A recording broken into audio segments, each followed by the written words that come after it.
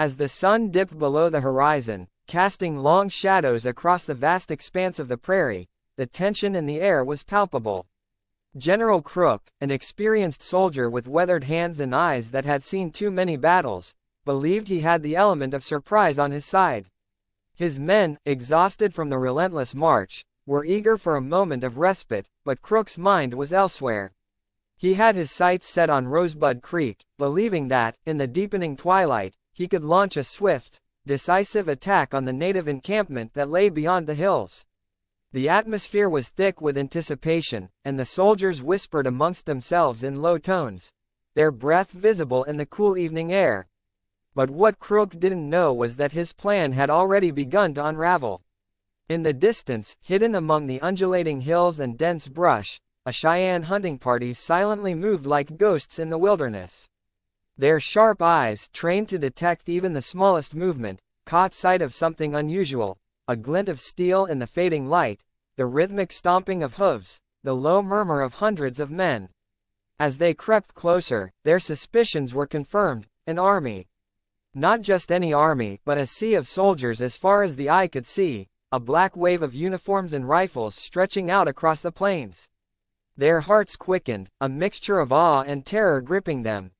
One of the Cheyenne scouts, his breath quick and shallow, muttered in disbelief, "It is as if the whole earth has turned black with soldiers." Realizing the gravity of what they had stumbled upon, the hunting party turned and raced back to their village. Their horses galloped with all the speed their legs could muster, kicking up dirt and dust in their wake. The wind howled in their ears, but nothing could drown out the pounding of their hearts. As they neared the Sioux and Cheyenne village along the Little Bighorn River, their war cries echoed through the valley, sharp and piercing like the howl of wolves on the hunt. These cries were more than just a signal, they were a warning, a summons, an alarm bell ringing in the ears of every man, woman, and child within the village. Elders, their faces etched with the wisdom of countless battles, gathered swiftly. Among them, Crazy Horse stood out, his presence commanding attention even in the midst of the chaos. He was a figure of legend, a warrior whose bravery in battle was whispered with reverence around campfires for years. The elders, their voices grave and resolute, knew that this would be no ordinary skirmish. This was a fight for survival. After a brief but intense discussion, they agreed that Crazy Horse would lead the warriors into battle. His reputation as a fierce and cunning fighter had earned him the respect of his people, and now, more than ever, they needed him. The camp buzzed with activity. Warriors stripped for battle, each one methodically painting their faces and bodies in intricate patterns of red, black, and white. The colors held deep meaning, representing the spirits that would protect them in the coming clash. Some painted thunderbolts across their chests, invoking the power of the storm. Others drew lines on their faces, symbolizing the path of the sun, believing that it would guide their arrows true. The air was thick with the scent of sage and smoke, the rhythmic beat of drums resonating through the ground as warriors danced in preparation for the fight ahead. Women worked swiftly, their hands steady despite the tension that gripped their hearts. They packed up the essentials, tools, food, blankets, preparing the camp for a quick move if the battle turned against them. They whispered prayers to the spirits, hoping that the men who rode out that night would return. Children were gathered and herded to safety, their wide eyes reflecting the fear that crackled in the air like lightning before a storm. As night descended fully, cloaking the world in darkness, Crazy Horse led his warriors away from the camp. The only sounds were the soft clinking of weapons and the muffled thuds of hooves against the ground. The warriors moved like shadows, blending into the night, their faces set with determination and resolve. Somewhere in the distance, an owl hooted, a sign, some believed, of death approaching. Joining them was Sitting Bull, a revered spiritual leader and medicine man, his face calm but his eyes burning with an inner fire. Though he would not fight, his presence was powerful. Sitting Bull had visions. Visions of soldiers falling like leaves in the wind, visions of victory. He rode with the warriors, offering prayers to the Great Spirit, his words a quiet murmur against the night, but carrying the weight of centuries of tradition and belief. As they approached the battlefield, the air grew colder, and the tension heavier. The warriors could feel the presence of something larger than themselves, something ancient, powerful, and dangerous. The land itself seemed to pulse with energy, as if it, too, knew what was about to happen. The horses snorted and stamped, sensing the unease of their riders. When they reached the edge of the valley, Crazy Horse halted and turned to his warriors. In the stillness of the night, his voice carried over the wind, strong and unwavering. "Tonight," he said, "we fight not just for our lives, but for the lives of our children, for the honor of our ancestors, for the freedom of our people. The soldiers may be many, but we have the strength of the spirits with us." His words ignited a fire in the hearts of his warriors. With a battle cry that seemed to shake the very ground beneath their feet, Crazy Horse led the charge. The warriors rode into the night, their voices rising in a symphony of war cries, their spirits soaring as they rushed to meet their fate. As the sun dipped below the horizon, casting long shadows across the vast expanse of the prairie, the tension in the air was palpable. General Crook, an experienced soldier with weathered hands and eyes that had seen too many battles, believed he had the element of surprise on his side. His men, exhausted from the relentless march, were eager for a moment of respite, but Crook's mind was elsewhere. He had his sights set on Rosebud Creek, believing that, in the deepening twilight, he could launch a swift, decisive attack on the native encampment that lay beyond the hills. The atmosphere was thick with anticipation, and the soldiers whispered amongst themselves in low tones, their breath visible in the cool evening air. But what Crook didn't know was that his plan had already begun to unravel. In the distance, hidden among the undulating hills and dense brush, a Cheyenne hunting party silently moved like ghosts in the wilderness. Their sharp eyes, trained to detect even the smallest movement, caught sight of something unusual, a glint of steel in the fading light, the rhythmic stomping of hooves, the low murmur of hundreds of men. As they crept closer, their suspicions were confirmed: an army. Not just any army, but a sea of soldiers as far as the eye could see, a black wave of uniforms and rifles stretching out across the plains. Their hearts quickened, a mixture of awe and terror gripping them. One of the Cheyenne scouts, his breath quick and shallow, muttered in disbelief, "It is as if the whole earth has turned black with soldiers." Realizing the gravity of what they had stumbled upon, the hunting party turned and raced back to their village. Their horses galloped with all the speed their legs could muster, kicking up dirt and dust in their wake. The wind howled in their ears, but nothing could drown out the pounding of their hearts. As they neared the Sioux and Cheyenne village along the Little Bighorn River, their war cries echoed through the valley, sharp and piercing like the howl of wolves on the hunt. These cries were more than just a signal, they were a warning, a summons, an alarm bell ringing in the ears of every man, woman, and child within the village.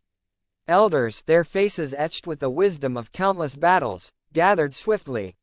Among them, Crazy Horse stood out, his presence commanding attention even in the midst of the chaos.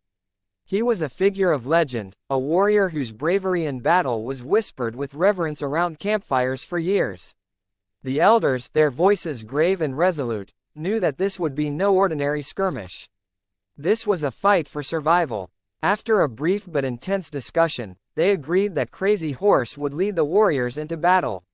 His reputation as a fierce and cunning fighter had earned him the respect of his people, and now, more than ever, they needed him. The camp buzzed with activity. Warriors stripped for battle, each one methodically painting their faces and bodies in intricate patterns of red, black, and white. The colors held deep meaning, representing the spirits that would protect them in the coming clash. Some painted thunderbolts across their chests, invoking the power of the storm. Others drew lines on their faces, symbolizing the path of the sun, believing that it would guide their arrows true. The air was thick with the scent of sage and smoke, the rhythmic beat of drums resonating through the ground as warriors danced in preparation for the fight ahead. Women worked swiftly, their hands steady despite the tension that gripped their hearts. They packed up the essentials, tools, food, blankets, preparing the camp for a quick move if the battle turned against them. They whispered prayers to the spirits, hoping that the men who rode out that night would return. Children were gathered and herded to safety, their wide eyes reflecting the fear that crackled in the air like lightning before a storm. As night descended fully, cloaking the world in darkness, Crazy Horse led his warriors away from the camp. The only sounds were the soft clinking of weapons and the muffled thuds of hooves against the ground. The warriors moved like shadows, blending into the night, their faces set with determination and resolve. Somewhere in the distance, an owl hooted, a sign, some believed, of death approaching. Joining them was Sitting Bull, a revered spiritual leader and medicine man, his face calm but his eyes burning with an inner fire. Though he would not fight, his presence was powerful. Sitting Bull had visions. Visions of soldiers falling like leaves in the wind, visions of victory. He rode with the warriors, offering prayers to the Great Spirit, his words a quiet murmur against the night, but carrying the weight of centuries of tradition and belief. As they approached the battlefield, the air grew colder, and the tension heavier. The warriors could feel the presence of something larger than themselves, something ancient, powerful, and dangerous. The land itself seemed to pulse with energy, as if it, too, knew what was about to happen. The horses snorted and stamped, sensing the unease of their riders.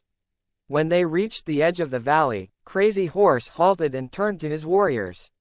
In the stillness of the night, his voice carried over the wind, strong and unwavering. "Tonight," he said, "we fight not just for our lives, but for the lives of our children, for the honor of our ancestors, for the freedom of our people. The soldiers may be many, but we have the strength of the spirits with us." His words ignited a fire in the hearts of his warriors. With a battle cry that seemed to shake the very ground beneath their feet, Crazy Horse led the charge. The warriors rode into the night, their voices rising in a symphony of war cries, their spirits soaring as they rushed to meet their fate. Throughout the long, bitter winter of 1875 and into the spring of 1876, violence escalated across the plains. The skirmishes between Native Americans and the ever-encroaching U.S. Army grew fiercer, more desperate, as the Sioux and their Cheyenne allies realized that their way of life was slipping through their fingers. The tension was unbearable, a knife's edge of anticipation hanging in the air as both sides prepared for the inevitable clash that loomed on the horizon. The Sioux and Cheyenne, their spirits bruised but unbroken, gathered near the Little Bighorn River as the summer sun bore down on them, its heat intensifying the urgency of their situation. There, beneath the shadow of towering cottonwoods, their leaders gathered to discuss their options, to steel themselves for the battle they knew was coming. The discussions were heavy with anger and fear. The villages teemed with activity as warriors painted their faces with sacred symbols, their eyes burning with the fire of defiance. Elders sat in council, the weight of the coming fight pressing down upon them. They had faced the white man before, in battles that scarred both the land and their hearts, but never had the stakes been so high. The survival of their people hung in the balance. Every moment of peace was shadowed by the knowledge that the U.S. Army, with its relentless pursuit of conquest, was advancing toward them with an army of thousands. The decision was clear: they would not flee, but stand their ground and fight. But even as the Sioux and Cheyenne prepared, the enemy was already closing in. General Crook was part of a larger, three-pronged offensive planned for the month of June. Crook's column advanced from the south, marching from the Wyoming border with his seasoned troops, their rifles gleaming in the sunlight as they trudged across the rough, unforgiving terrain. To the northeast, Colonel John Gibbon led his men up the Yellowstone River, a slow and deliberate movement that aimed to cut off any escape routes for the Native Americans. And to the west, General Terry, with Colonel George Armstrong Custer at the head of the famed 7th Cavalry, marched forward with brutal precision. The army had cast its net wide, believing they could trap the Sioux and Cheyenne like wild game, cornering them at last. Crook's march north had been arduous, his men pushed to their limits as they navigated through the rugged landscapes, crossing creeks and ravines, the wind carrying whispers of the coming storm. As they approached Rosebud Creek, Crook had hoped to catch the Native Americans off guard, to strike a blow before they could organize a defense.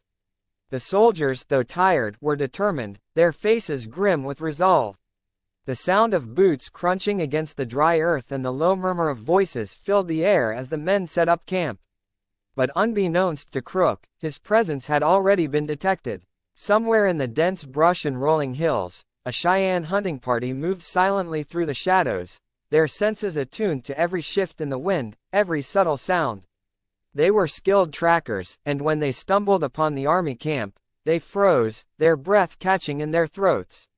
For a moment there was only silence, as if the earth itself had stopped moving.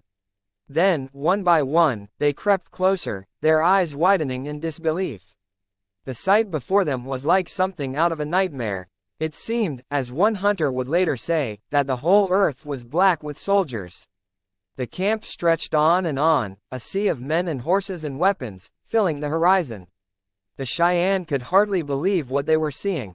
Never before had they encountered such a massive force. Fear and urgency coursed through their veins, and they knew they had to act fast. The warriors exchanged glances, their faces tight with alarm. Without a word, they turned their horses and raced back toward their village at breakneck speed, their hearts pounding in their chests. As they neared the Sioux and Cheyenne camp along the Little Bighorn River, the hunters let out a series of piercing wolf howls, their voices carrying over the hills and valleys like the sound of a coming storm. The howls were more than just a signal, they were a cry of alarm, a call to arms, a warning that the battle they had long dreaded was finally upon them. The camp stirred as the cries echoed through the village, and the elders, sensing the gravity of the situation, quickly convened. Panic spread like wildfire, but it was tempered by years of experience in war.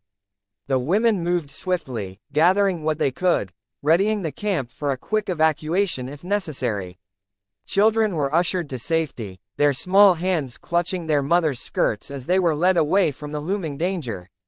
Warriors, their faces set in grim determination, prepared for what was to come. Some painted their bodies with symbols of protection and power, while others sharpened their weapons, their eyes hard with the knowledge that many of them might not see another sunrise. Crazy Horse, his dark eyes blazing with intensity, was quickly chosen to lead the warriors into battle. His reputation preceded him, fearless in the face of overwhelming odds, a master strategist whose very presence inspired those around him. He moved through the camp with purpose, his every step exuding confidence and resolve. The warriors rallied around him, their numbers swelling as men from neighboring camps joined the cause. They would meet the invaders head-on, not as defeated peoples, but as warriors defending their sacred homeland. As the evening sun began to set, casting long shadows over the land, the warriors rode out from the camp, their horses snorting and pawing at the ground, sensing the tension in the air. Crazy Horse led the way, his voice calling out commands, urging his men to ride faster, harder. The time for talking was over. Now was the time for action. As the last rays of sunlight faded from the sky, the Sioux and Cheyenne warriors disappeared into the night, ready to face whatever awaited them on the other side of the battlefield. As the fires of the camp crackled low in the night, the air hummed with the energy of preparation. The decision had been made. The elders, with their long years of wisdom and countless battles behind them, agreed that Crazy Horse, the fierce and brilliant tactician, would lead their warriors into the fight. His name alone struck fear into the hearts of enemies, and his presence lifted the spirits of those who would follow him into the unknown. The tension in the camp was palpable, the knowledge of what was to come weighing heavily on the hearts of those who remained behind. For the warriors, however, there was no room for hesitation. They stripped for battle, their hands steady as they dipped fingers into pots of paint, carefully marking their faces and bodies with the symbols of war, invoking the protection of their ancestors and the power of the spirits. The women moved silently through the camp, their hands busy packing supplies, knowing that if things went badly, they would need to flee. Despite their fears, they worked with quiet efficiency, their hearts filled with prayers for their husbands, sons, and brothers who would soon ride out to meet the enemy. Each task was completed with a solemnity that belied the fear simmering beneath the surface. As the moon began to rise, casting a pale silver light over the land, Crazy Horse gave the signal. The warriors mounted their horses, the soft clinking of weapons and the occasional snort of a horse breaking the stillness of the night. Their faces, now marked with streaks of red, black, and white, were set in determination. Crazy Horse led them, his silhouette a commanding figure against the backdrop of the darkened sky. By his side rode Sitting Bull, the revered spiritual leader whose visions had foretold the coming storm. Though Sitting Bull would not fight, his presence offered an unshakable strength to those around him. He rode with them, his gaze distant, eyes filled with ancient knowledge and a calm certainty that they were on the side of righteousness. They moved as shadows, their figures blending into the night as they rode out, leaving behind the camp at Little Bighorn, where the elderly, women, and children waited anxiously for word of their fate. The warriors rode for hours under the cover of darkness, guided only by the stars and the deep-rooted knowledge of the land. Every step brought them closer to the battle that would soon rage across the hills and valleys, a battle that would test their resolve and their very survival. By the time the first light of dawn broke over the horizon, the warriors were ready. They had traveled far, their horses weary but eager, their riders prepared for what lay ahead. The force of Sioux and Cheyenne braves now numbered over 1,000, a formidable sight as they crested the ridge and looked out across the valley where their enemies lay in wait. Far below, Crook's army camp stirred with activity. His force of 1,300 men, soldiers hardened by the trials of frontier warfare, were unaware of the storm about to descend upon them. The battle began suddenly, erupting in the early hours of the morning like a thunderclap. Sioux and Cheyenne warriors, filled with the raw energy of battle, clashed headlong with Crow and Shoshone scouts who had aligned themselves with the U.S. Army. These scouts, outnumbered and caught off guard, fought valiantly but were forced to retreat, the Sioux and Cheyenne hot on their heels. They spread the alarm as they fell back, their cries carrying through the valley, rousing the rest of Crook's forces to the imminent threat.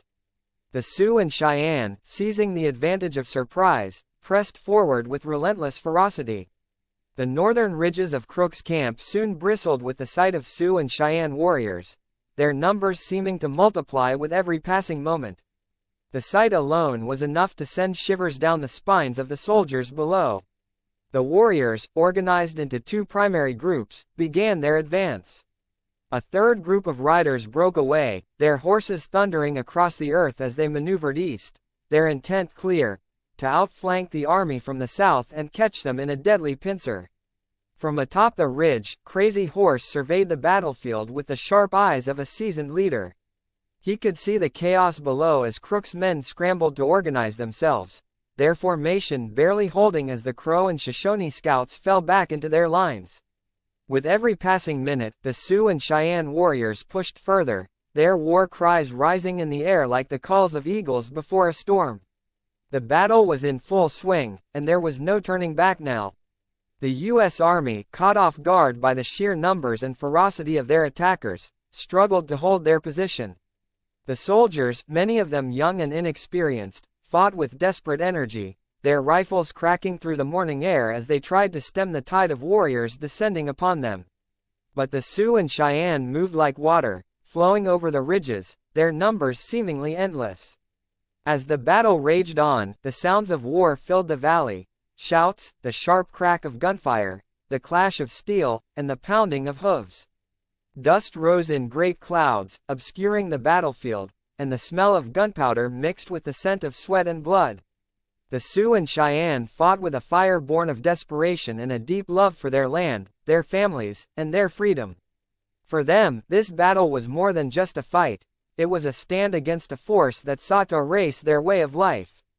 Crazy Horse, ever the strategist, rode among his warriors, issuing commands and leading charges, his presence a beacon of hope and determination.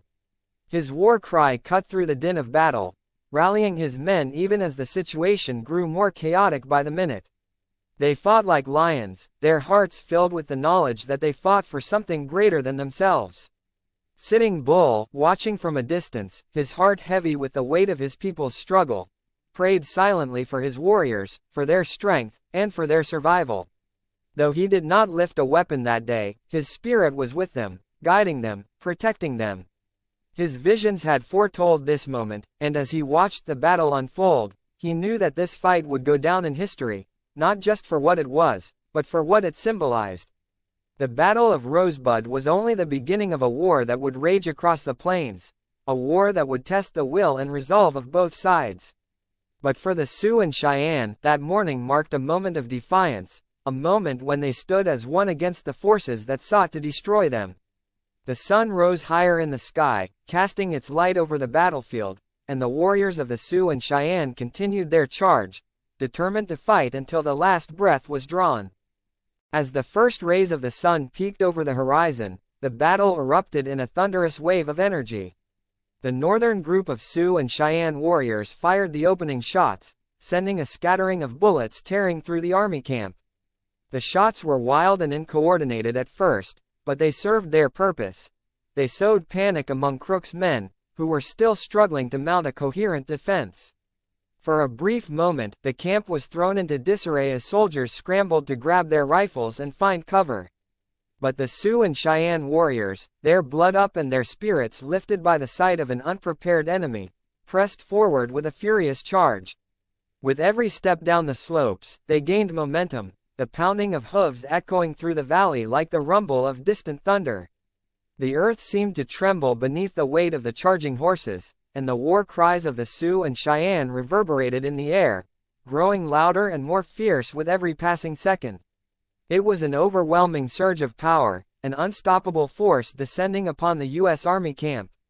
For a moment, it seemed as if nothing could stand in the way of the warriors' fury. But Crook's army, though unprepared, was far from helpless. As the Sioux and Cheyenne thundered down upon them, the Crow and Shoshone scouts, warriors themselves, aligned with the U.S. Army, rushed forward to meet them. Native-on-native combat exploded across the battlefield, with arrows flying and bullets whizzing through the air. The Crow and Shoshone, though outnumbered, fought with the desperation of men defending their homes and their honor. The clash between the two groups of native warriors bought precious time for Crook to organize his defense, time that could make the difference between survival and annihilation. Crook, his mind racing, knew he had to seize the high ground if he was to have any chance of holding off the assault. His orders came quickly and decisively: seize the ridges to the north and south of Rosebud Creek. The soldiers, driven by urgency, formed into hasty lines and pushed forward, their boots kicking up dust as they advanced toward the ridges. They moved with a grim determination, knowing that if they failed to secure the high ground, they would be overwhelmed by the sheer numbers of the enemy. The battle lines surged back and forth across the slopes. In the north, the soldiers fought tooth and nail to hold their position, firing volleys of bullets into the advancing Sioux and Cheyenne warriors. The warriors, undeterred by the gunfire, charged with relentless ferocity, darting between the rocks and trees, their arrows and bullets finding their marks among the soldiers.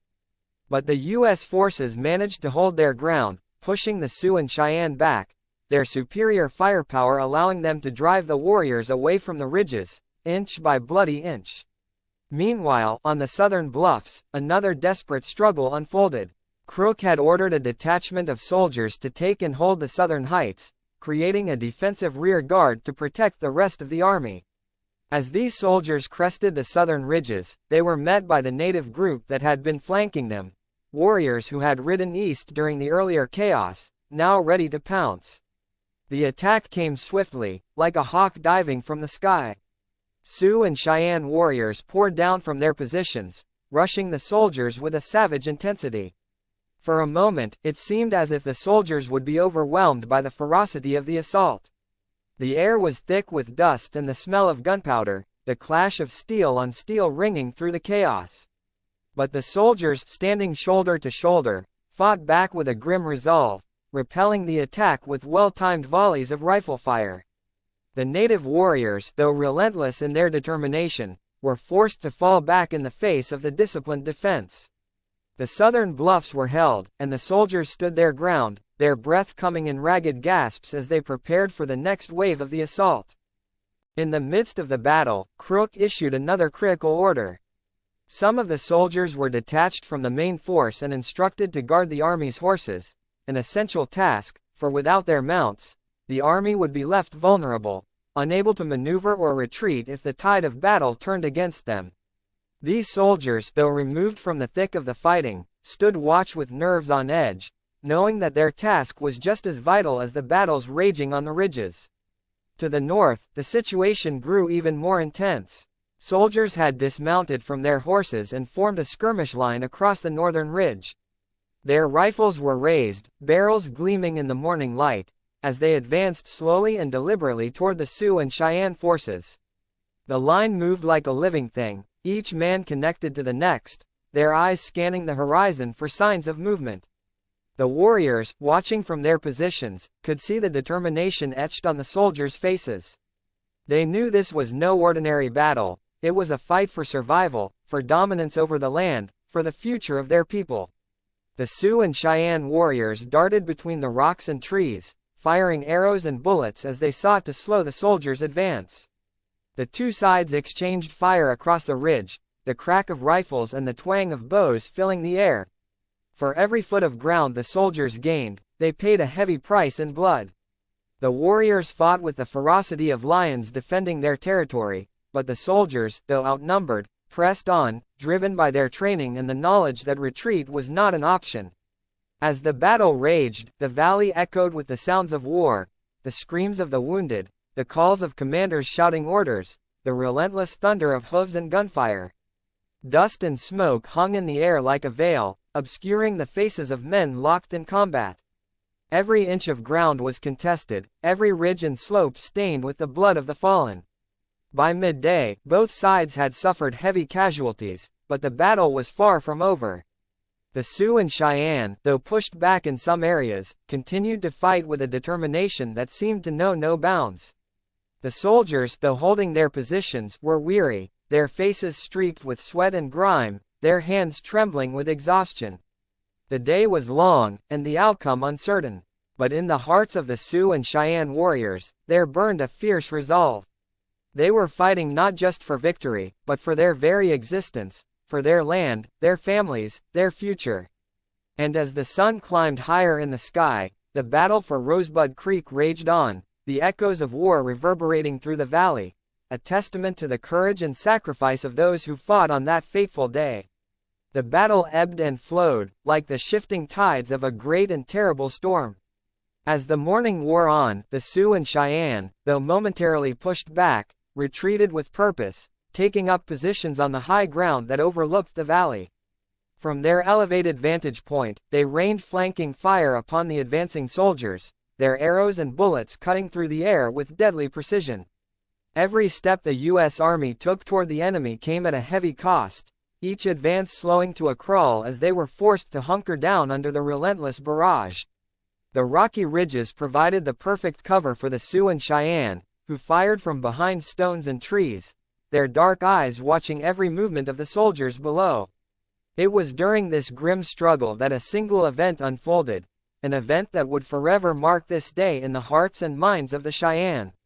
A young warrior named Comes in Sight was fighting valiantly alongside his brothers when a bullet struck his horse, sending the animal crashing to the ground. Comes in Sight was thrown from the saddle and found himself on foot, surrounded by the advancing soldiers. His heart raced as he dodged bullets and scrambled for cover, knowing that death was only moments away. But in the chaos of battle, a figure emerged like a bolt of lightning from the storm. Buffalo Calf Road woman, his sister, had seen her brother fall and refused to let him perish. Without hesitation, she spurred her horse forward, charging toward the danger with fearless resolve. The ground trembled beneath her as she galloped toward Comes in Sight, her heart pounding with the urgency of her mission. The soldiers, momentarily stunned by the sight of this brave woman riding directly into the fray, hesitated just long enough. Comes in Sight leapt onto her horse, grabbing hold of her waist, and together, brother and sister rode out of the chaos to safety. The Cheyenne would remember this moment for generations, calling this battle, the battle where the girl saved her brother. The Sioux and Cheyenne warriors, inspired by the bravery of Buffalo Calf Road woman, continued their harrowing tactics. They charged at the soldiers with unorthodox, deadly maneuvers, gripping their horses' necks with one arm while their legs draped over the sides, firing their rifles and lances from beneath the horses' necks. It was an impressive and terrifying sight. The warriors seemed to blend with their mounts, making it nearly impossible for the soldiers to draw a clear bead on them. The bullets of the U.S. Army whizzed past the warriors, often missing their targets entirely as the Sioux and Cheyenne used the bodies of their horses for cover. These tactics allowed the natives to harry the soldiers, darting in and out of range, firing from a distance, then retreating before the soldiers could mount an effective counterattack. Time and again, small parties of Sioux and Cheyenne would charge the lines, forcing the soldiers to respond with volleys of rifle fire. Yet, when the soldiers pushed back, the warriors would melt away, their horses carrying them out of reach before the soldiers could organize a meaningful pursuit. Crook watched these frustratingly ineffective charges and quickly realized that his forces were being outmaneuvered. The Sioux and Cheyenne fought like the wind, swift, elusive, and deadly. As the skirmish on the northeast continued, Crook's Crow and Shoshone scouts moved to reinforce the line. They joined the soldiers in the fight, using the cover of rocks and trees to exchange fire with the Sioux and Cheyenne. But the native resistance was fierce, and the Crow and Shoshone were halted by the unrelenting fire coming from the ridges. Despite their best efforts, they found themselves in a stalemate, both sides taking cover and waiting for an opportunity to strike. Meanwhile, on the northwest side of the battlefield, the Sioux and Cheyenne executed a calculated retreat. It was a maneuver born of experience and tactical brilliance. They were drawing the soldiers into a trap. The soldiers, confident in their advance, pushed forward, not realizing that the natives were leading them into a vulnerable position. Before long, they found themselves a mile away from Crook's main force, separated by the deep valley of Colmar Creek. The land had closed in around them, the ridges and slopes now dangerous terrain that concealed the movements of the native warriors. In the midst of this confusion, the army's main column pressed north, their sights set on capturing Conical Hill, a critical vantage point that would allow them to control the surrounding terrain. After a hard-fought push, they succeeded in taking the hill, and from there, they held their position for the remainder of the battle. From atop Conical Hill, the soldiers could see the vastness of the battlefield stretching out before them, the dust rising from the clashes between warriors and soldiers far below. They had secured a stronghold, but the battle was far from over. At around 11 a.m., as the sun climbed higher into the sky, General Crook came to a critical, and disastrous, conclusion. He believed that the Sioux and Cheyenne resistance had been so fierce because there was a native village close by, just beyond the northern ridges. This assumption, though logical, would prove to be a costly mistake. Certain that the village was within reach, Crook ordered the northeast part of his army to withdraw from the high ground on Crook's Hill and swing eastward, following the Rosebud River north in an attempt to locate the supposed village. It was a gamble that would draw his forces away from the critical high ground they had just fought to secure. As part of this new strategy, Crook recalled the soldiers from the south side of the Rosebud, pulling them back to reinforce his main position on Crook's Hill. This shift in strategy left the southern flank momentarily weakened, and the Sioux and Cheyenne, ever watchful, began to reposition their forces, sensing an opportunity to strike. The battlefield now stretched across miles of rugged terrain, the soldiers and warriors scattered across hills, valleys, and ridges, locked in a deadly contest of endurance and will. The Sioux and Cheyenne, having lured the soldiers into vulnerable positions, now prepared to press their advantage. The fate of the day hung in the balance, and every decision, every movement, would determine who would emerge victorious from the brutal clash at Rosebud Creek. The tide of battle shifted with alarming speed. Panic began to spread through the ranks of the soldiers as they found themselves increasingly outmaneuvered by the Sioux and Cheyenne. The warriors, emboldened by their tactical retreat, pushed forward with renewed ferocity, their war cries echoing over the ridges. But just as the army seemed on the verge of crumbling, the Crow and Shoshone scouts charged with unwavering determination. They surged forward, their fierce counterattack cutting through the chaos like a blade, driving the Sioux and Cheyenne back with an intensity that surprised even their seasoned foes. The soldiers, momentarily relieved, rallied around the scouts, drawing strength from their fierce resilience. Seeing an opportunity to regain control of the battlefield, Crook quickly sent reinforcements to occupy a nearby hill. These reinforcements were armed with long-range rifles, far more effective than the carbines carried by most of the soldiers. From their elevated position, the reinforcements began to lay down a relentless barrage of fire that raked across the Sioux and Cheyenne positions, forcing the warriors to take cover. The native forces, realizing the superior range of the rifles, decided against launching any serious attacks on the hill, wary of sustaining unnecessary casualties in the face of such lethal firepower. Meanwhile, the soldiers to the northwest continued their tactical retreat, seeking a new defensive position while still under heavy fire from the relentless Sioux and Cheyenne. The ground beneath them was littered with spent shells and the dust of battle hung thick in the air, but they managed to hold on, inching their way back to more defensible terrain. Their nerves were frayed, and every man fought with the desperate knowledge that survival was far from guaranteed. From his headquarters, Crook surveyed the battlefield with a practiced eye, searching for a way to relieve his beleaguered forces to the northwest.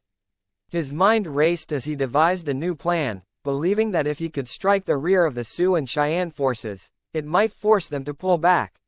He sent orders to the soldiers positioned to the northeast, redirecting them to swing back west and hit the native forces from behind.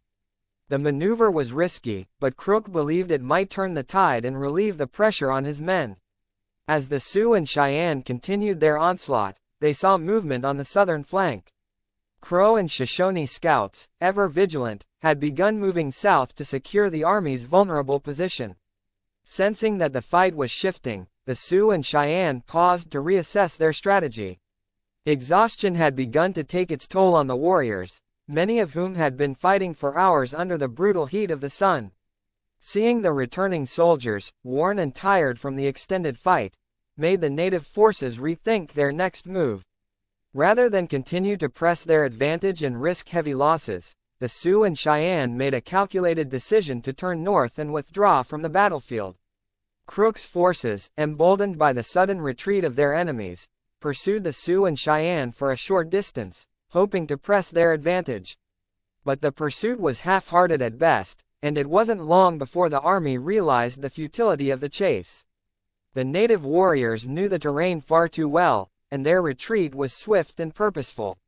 After 6 hours of intense combat, the Battle of Rosebud came to a close.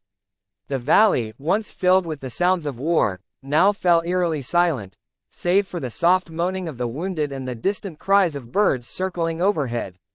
The toll of the battle was heavy. Crook's forces, including the Crow and Shoshone scouts who had fought so valiantly, had suffered 31 killed and 60 wounded. Their losses were a stark reminder of the brutality of the engagement. On the other side, Crazy Horse later reported that the Sioux and Cheyenne had suffered 36 killed and 63 wounded. The numbers, though grim, could not fully capture the weight of what had transpired that day. The clash of two worlds, each fighting for its survival. In the immediate aftermath of the battle, Crook's forces had expected to resume their march north to link up with Custer as planned. But the toll of the fight had drained them. The men were weary, their supplies diminished, and their spirits bruised. Instead of continuing the mission, Crook made the difficult decision to retreat south, pulling his forces back to their camp at Goose Creek near Sheridan, Wyoming. It was a decision that would have far-reaching consequences. For the next 7 weeks, Crook's army remained encamped, licking their wounds and awaiting reinforcements that were slow to arrive. In their absence, the war raged on elsewhere. The aftermath of Rosebud was felt deeply by the native forces as well. Though they had fought bravely and inflicted heavy casualties on the U.S. Army, the Sioux and Cheyenne were under no illusions about the challenges still ahead. 8 days later, the same warriors who had battled Crook at Rosebud would face Custer and his 7th Cavalry at the Battle of the Little Bighorn, a battle that would go down in history as one of the most famous Native American victories ever recorded. For now, however, the battlefield lay quiet, the dust settling over the remnants of the fight. The Crow and Shoshone scouts, their duty fulfilled, left Crook shortly after the battle, their own losses weighing heavily on their minds. And so, the stage was set for the next chapter in the Great Sioux War, a chapter that would see even greater bloodshed and tragedy as two civilizations continued their struggle for dominance over the vast and untamed lands of the American West.